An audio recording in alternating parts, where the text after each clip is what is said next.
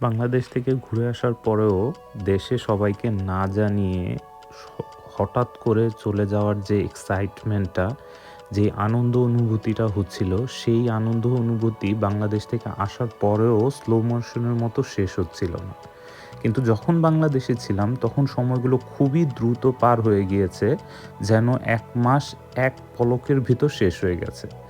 পরক্ষণেই আমরা যখন ফিরে আসলাম, আসার সময় মনটা আমাদের খুবই ভারী ছিল এবং আসার পরে সময় যেন আমাদের কাটছিলই না। আসসালামু আলাইকুম, আমি অনি খান।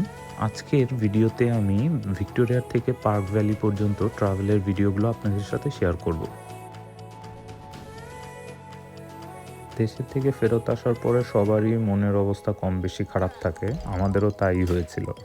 বাট সবচেয়ে বেশি খারাপ অবস্থা হয়েছিল মাজিনের। সে সারাদিন বসে বসে শুধু টাইম পাস করতো এবং কোনো কিছুই খেলতে চাইতো না। সে খুবই বোর্ড হয়ে যেত। সো আমরা চিন্তা করলাম যে তাকে বুস্ট আপ করার জন্য আমাদের কোথাও থেকে ঘুরে আসা উচিত। সো আমরা প্ল্যানিং করলাম যে আমরা একদিন ভিক্টোরিয়ার থেকে পার্ক ভ্যালি ঘুরে আসবো। পার্ক ভ্যালিতে ঘুরতে যাওয়ার জন্য আমি আমার উজবেকিস্তানের ফ্রেন্ড বেকের সাথে কথা বললাম এবং তার সাথে প্ল্যান করলাম যে আমরা ফ্যামিলিরা সবাই মিলে পিকনিকের মতো করে আমরা পার্ক ভ্যালিতে গিয়ে লাঞ্চ করব এবং গাড়ি ভাড়া করে সবাই একসাথে যাব। সো আমাদের এখানে কিছু রেন্টাল কোম্পানি আছে যেখান থেকে আপনি গাড়ি ভাড়া করতে পারবেন। সো আমি অ্যাভাইস থেকে কার রেন্ট করলাম এবং আমার ফ্রেন্ড তার বাসা থেকে ড্রাইভ করে আমার বাসায় আসলো এবং আমরা সবাই মিলে একসাথে করে এই গাড়িতে করে তারপরে পার্ক ভ্যালির উদ্দেশ্যে রওনা দিলাম।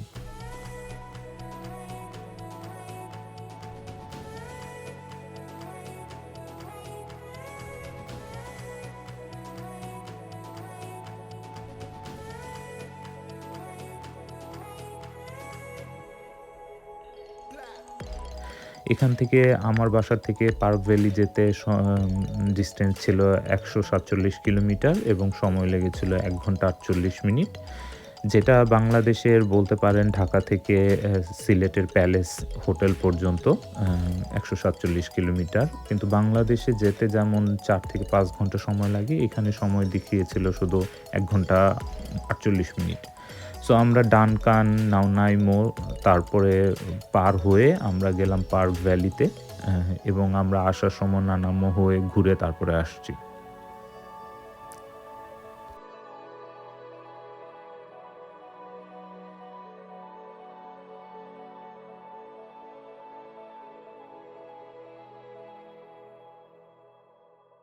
সো এটা আমার ফ্রেন্ড বেক এবং তার ফ্যামিলিকে নিয়ে আমরা সবাই পার্ক ভ্যালির উদ্দেশ্যে রওনা দিলাম এবং আশেপাশের দৃশ্যগুলো খুবই দেখার মতো ছিল, যা নাকি মনোমুগ্ধকর। সরাসরি না দেখলে আসলে ওইরকমভাবে জিনিসটা এনজয় করা যায় না।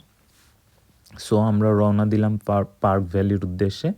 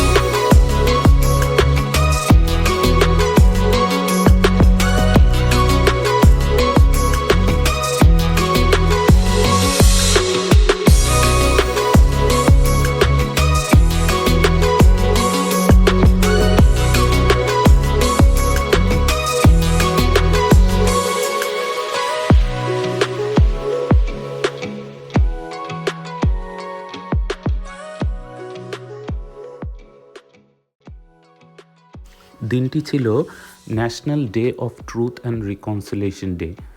সো ব্রিটিশরা যখন প্রথম এখানে এসেছিল তখন এসে তারা আদিবাসীদের গণহত্যা করেছে এবং এই দিনটিতে তারা একটি বিদ্যালয়ের অসংখ্য শিশুকে হত্যা করে সেই বিশ্ববিদ্যালয়ের মাটিতেই রেখে দিয়েছিল। তো তারা এই দিনটিকে সংস্কৃতি এবং ইতিহাস হিসেবে উদযাপন করে এবং তাদের প্রতি যে অন্যায় অবিচার হয়েছে সেই দিনটিকে স্মরণ করার জন্য এই দিনটিকে ফার্স্ট নেশনস ডে হিসেবে উদযাপন করে।